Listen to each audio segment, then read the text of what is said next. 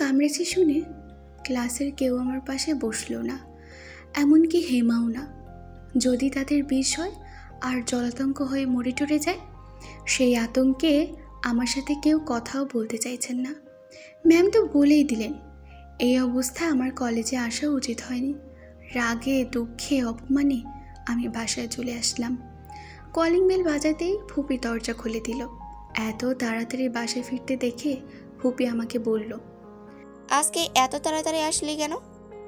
আমি কাঁধ থেকে ব্যাগটা নামিয়ে ধপ করে মেঝেতে বসে পড়লাম। ফুপি কিছু বলার আগেই ভ্যা ভ্যা করে কাঁদতে লাগলাম। আমার কান্নাকাটির আওয়াজ শুনে বাসায় যারা আছে মানে দাদু, তৌসি, কুলসুম আর হামিদ কাকা চলে আসলো আমার কাছে। কুলসুম চেঁচিয়ে উঠে বলল, জুই আফার কি হয়েছে খালাম্মা? এমন করে কান্দে কেন? হায় আল্লাহ, কিডাই মরল? ফুপি কুলসুমকে এক ধমক দিয়ে চুপ করতে বলে নিচু হয়ে আমার এক বাহু ধরে বলল, কাঁদে না মা, ওট ওট, এখানে কেউ বসে? আমি কাঁদতে কাঁদতে বাহু থেকে ফুপির হাত সরিয়ে দিলাম। এর মানে উঠবো না, এখানেই বসে থাকবো। তৌসি বলল, এখানে না বসে থেকে একটা ভাঙা থালা নিয়ে রাস্তায় গিয়ে বসে থাক, তাও পয়সা পাবি। এখানে বসে থেকে কোনো লাভ নেই। তৌসির কথা শুনে আমি কান্নার আওয়াজ আরও বাড়িয়ে দিলাম। দাদু উদ্বিগ্ন হয়ে বলল, বৌমা সরো তো তুমি, দেখে আমি কি হলো আমার জুই ফুলের। দাদুর হাঁটুর ব্যথা নিয়ে কষ্ট করে আমার পাশে বসার চেষ্টা করছে দেখে আমি হেঁচকি তুলতে তুলতে বললাম, এই বুড়ো, খবরদার নিচে বসবে না। দাদু আমার হাত ধরে আমাকে টেনে তুলতে তুলতে বলল, ঠিক আছে বসবো না, তুই উঠ তাহলে। বাধ্য হয়ে আমাকে উঠতে হলো, কিন্তু কান্না থামালাম না আমি। দাদু আমাকে নিয়ে ড্রয়িং রুমে যেতে যেতে বলল, কেন কাঁদছিস? শ্রাবণ তো অফিসে, তাহলে কে কি বলবো আমার জুইফুলকে? শ্রাবণের কথা মনে হতেই আমি হেঁচকি তুলতে তুলতে বললাম, সব তো ওই ভদ্রতার জন্যই হচ্ছে। যেদিন থেকে এসেছে সেদিন থেকে কিচ্ছু ভালো হচ্ছে না আমার সাথে। আজকে যদি আমি ওরে শিক্ষা না দিছি তাহলে আমার নাম জুই না। তৌসি আবার পেছনে আস্তে আস্তে বলল, মেট্রিক পাসের সার্টিফিকেট নিয়ে তুই আমার ভাইয়াকে কি শিক্ষা দিবি? ভাইয়া যেগুলো পড়া জানে তুই সেগুলো চোখেই দেখিসনি। তৌসির কথা শুনে আমি ফুঁসে উঠে পেছনে ঘুরলাম। ভেবেছিলাম কয়েকটা গালি দেব, কিন্তু ফুফি কাছে থাকায় কিছু বললাম না। আমি কিছু না বলে তৌসি খুব মজা পেল, কেমন দাঁত কেলিয়ে হাসছে। ওকে হাসতে দেখে আমার আবার ভ্যাভা করে কাঁদতে কাঁদতে ইচ্ছে করছে, আর আমি কাঁদলামও এবং ফুফিকে বললাম তৌসির কথা। ফুফি দেখো, তৌসি খালি আমাকে দেখে হাসছে। ফুপি কড়া চোখে তৌসির দিকে তাকালো। তৌসি মুখ কাচুমুচু করে বলল, আমি কিছু করিনি, ও মিথ্যা বলছে। হ্যাঁ হ্যাঁ, আমি তো শুধু মিথ্যা কথা বলি না। বলতে বলতে আমি ধপ করে সোফায় বসে পড়লাম। দাদু আমার পাশে বসে বলল, কি হয়েছে, এত কাঁদছিস কেন? তৌসি পাশ থেকে বলল, কচু কাচ্ছে, এক ফোঁটাও পানি নেই চোখে। আমি নাক টানতে টানতে বললাম, সব পানি শুকিয়ে গেছে। তুমিও বলো ফুপি, এত কান্না করলে কি পানি থাকে? ফুপি জগ থেকে এক গ্লাস পানি ঢেলে দিয়ে আমার মুখে ধরল। কয়েক ঢোক পানি খেয়ে আমি আবার কান্না শুরু করব, এমন সময় ফুপি বলল, কি হয়েছে বল, ক্লাস না করে চলে আসলি কেন? আমি কাঁদো কাঁদো মুখে বললাম, কুকুরে কামড়েছে শুনে কেউ আমার সাথে কথা বলছে না, কেউ আমাকে পাশে বসতে নিচ্ছে না, তাড়িয়ে দিচ্ছে ওরা আমাকে। আমার কথা শুনে ফুপি রাগী কণ্ঠে বলল, কুকুরকে তো ইনজেকশন করা ছিল, তাছাড়া তোকেও তো ইনজেকশন করে নিলাম, বলিসনি তাদের? বলেছি তো, কিন্তু ওরা বলছে এটা ইনজেকশন নিলে হয় না, 7টা নিতে হয়। আর আমার জ্বর এসেছে শুনে ওরা বলেছে বিষের জন্যই নাকি জ্বর এসেছে, বিষ ব্লাডে ছড়িয়ে পড়েছে, আমি আর বাঁচবো না, বিদায় পৃথিবী। বলেই আমি মাথাটা সোফায় এলিয়ে দিলাম। ফুপি আমার কপালে হাত রেখে বলল, ও মা, ঠিকই তো, জ্বরে গা পুড়ে যাচ্ছে। তৌসি, থার্মোমিটার নিয়ে আয় তো মা। কপাল থেকে ফুপির হাত সরিয়ে দিয়ে ধরফর করে উঠে বসে বললাম, টিভি ছাড়ো, খেতে দাও, ক্ষুধা লেগেছে আমার। ফুপি টিভি ছেড়ে কার্টুন নেটওয়ার্কে দিল। এসি বন্ধ করে কাচের জানালাগুলো খুলে দিয়ে আমার কাছে এসে আমার মাথায় হাত বুলিয়ে বলল। কি খাবি? তৌসি থার্মোমিটার নিয়ে এসে বলল, খাওয়া দাওয়া পরে হবে, আগে দেখি তো নি সত্যি জ্বর নাকি জ্বরের ভূত। আমি ঘাড় কাত করে তৌসির দিকে তাকিয়ে চোখ পিটপিট করে বললাম, জ্বরের ভূত? ফুপি আমার গাল ধরে নিজের দিকে করে বলল, চুপ, কোনো কথা নয়। শরীর খারাপ হলে রেস্ট করতে হয়। আমি আবার সোফায় গা এলিয়ে দিয়ে বললাম, হ্যাঁ আমি তো সেটাই করছি, কিন্তু তোমরা আমাকে বিরক্ত করছো। ফুপি কিছু না বলে আমার জ্বর মেপে থার্মোমিটারটা তৌসির হাতে দিল। তৌসি থার্মোমিটারের দিকে তাকিয়ে বড় বড় চোখ করে বলল, 103 ডিগ্রি ফারেনহাইট। সত্যি মানতে না পারলে লোকে যেরকম রিয়্যাক্ট করে আমিও তৌসিকে দেখিয়ে তেমনটাই করলাম। না, এটা হতে পারে না, মিথ্যে, সব কিছু মিথ্যে, আমি এটা বিশ্বাস করি না। ডক্টর সাহেব, আপনি বলে দিন আমার কিচ্ছু হয়নি। তৌসি মুখ বাঁকা করে বলল, this not a big deal. আমার 105 হলেও আমি হাঁটা চলা করতে পারি, আর তোর মাত্র তো 103। 1 মিনিট, তোর তো 103 হয়ে গেল রে। আমি ডোন্ট কেয়ার ভাব নিয়ে বললাম, আমার তো একটা সতীন হয়েছেই, আর সে হলো ওই ঝাঁটা চুলালির ছোঁয়া। তুই দেখিস, ওরে আমি ঝাড়ু দিয়ে পিটে শ্রাবণ ভাইয়ের গার্লফ্রেন্ড লিস্ট থেকে বের করে দিব। তৌসি দাঁত কেলিয়ে কিছু বলতে চাইছিল, এমন সময় ফুপি গম্ভীর মুখে বলল, আমি খাবার আনছি, কিছু খেয়ে এখনই ওষুধ খেতে হবে। তৌসি, যাও ওষুধ নিয়ে আয়। তৌসি চলে গেল আর আমি ফুপির যাওয়ার দিকে তাকিয়ে বললাম, ফুপি আমার জন্য কাচ্চি নিয়ে আসো, খোদায় পেটটা জ্বলে যাচ্ছে। কাচ্চি নয়, ফুপি 1 প্লেট ভাত নিয়ে আসলো, করলা আলু দিয়ে ছোট মাছের চচ্চড়ি আর বড় মাছের ঝোল দেখে যেন আমার জ্বরটা আরও বেড়ে গেল। আমি গোমরা মুখ করে বললাম, এগুলো কি? খাবো না আমি। ফুপি তরকারি দিয়ে ভাত মাখতে মাখতে বলল, দুপুরে রান্না হয়ে গেছে, এখন এগুলো খা, রাতে কাচ্চি বানিয়ে দেবনি। আমি চেঁচিয়ে চেঁচিয়ে বললাম, না না না না, এখনই করে দাও, এখনই করে দাও, আমি কাচ্চি খাবো। দাদু নিজের রুমে চলে গিয়েছিল। আমার চেঁচামেচি শুনে আবার ড্রয়িং রুমে এসে বলল, এত করে যখন বলছে তখন অল্প করে একটু বানিয়ে দাও না বৌমা। ফুপির কোনো ইচ্ছে ছিল না, কিন্তু দাদুর মুখের উপর আর কথা বলতে পারে না বা নাও করতে পারলো না, এজন্যই বুড়োটাকে হাতে রেখেছি। বুড়োটা খুব কাজের।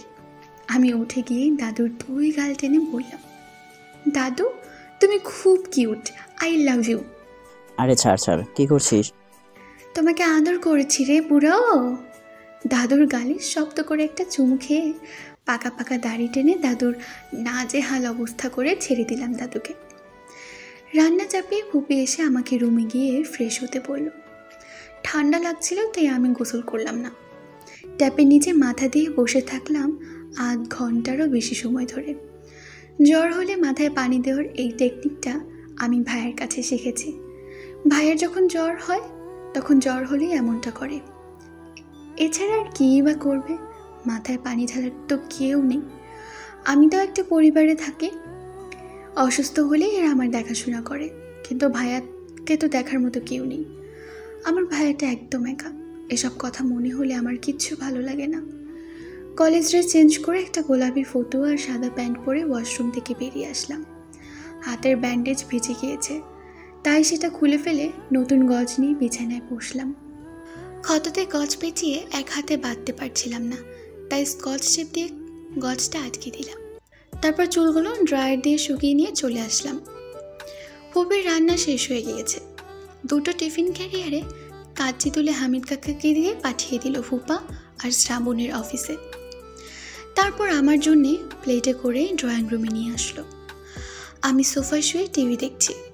ফুপির কথায় উঠে বসলাম, কিন্তু খেতে পারলাম না একটু। মুখটা একদম তেতো হয়ে গেছে।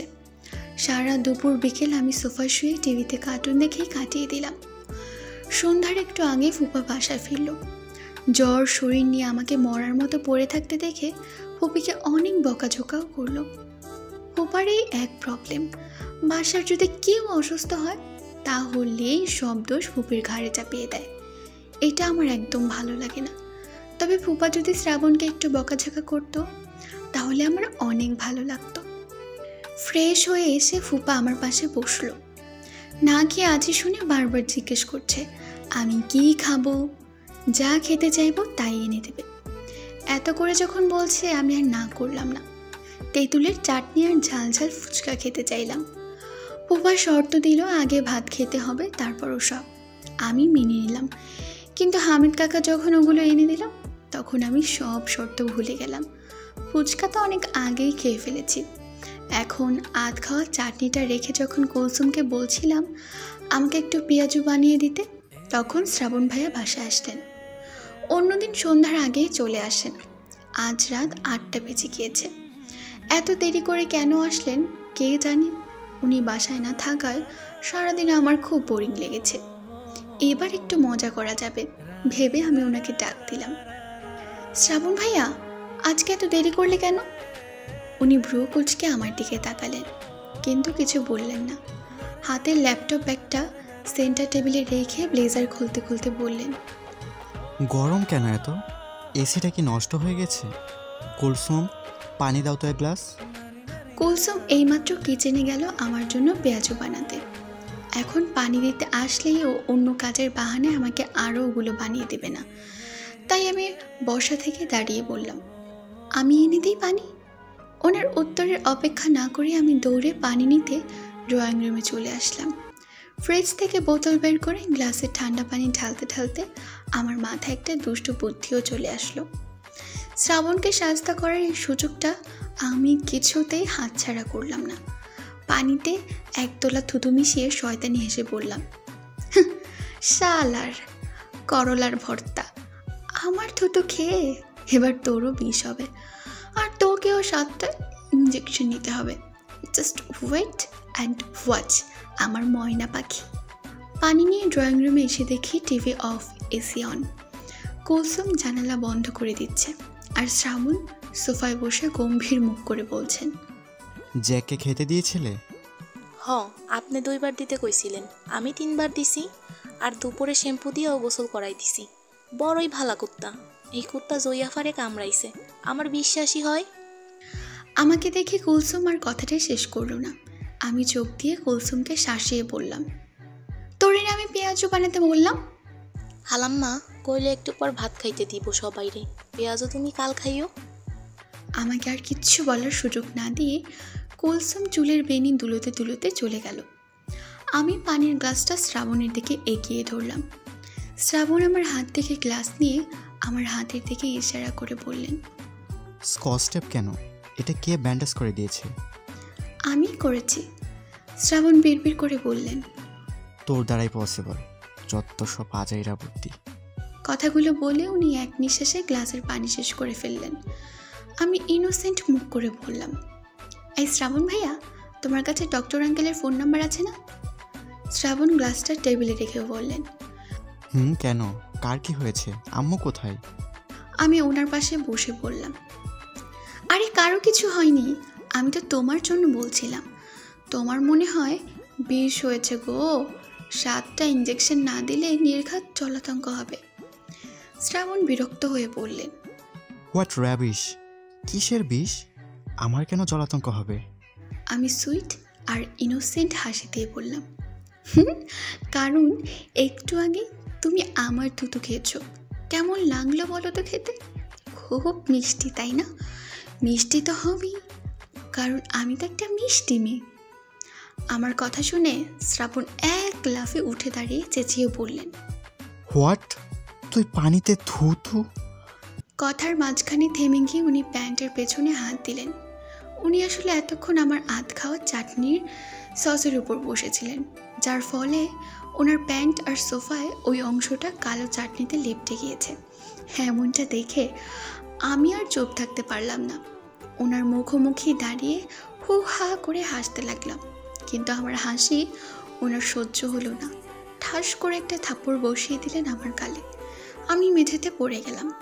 এই পর্যায়ে এসে আমার শুধু একটা কথাই মাথায় আসছে, সেটা হলো সুখে থাকতে ভূতে কিলায়। যাই হোক, জ্বরের জন্য শরীর দুর্বল ছিল, তার উপর এত শক্তিশালী একটা জ্বর আমি সহ্য করতে পারলাম না। ধীরে ধীরে জ্ঞান হারালাম।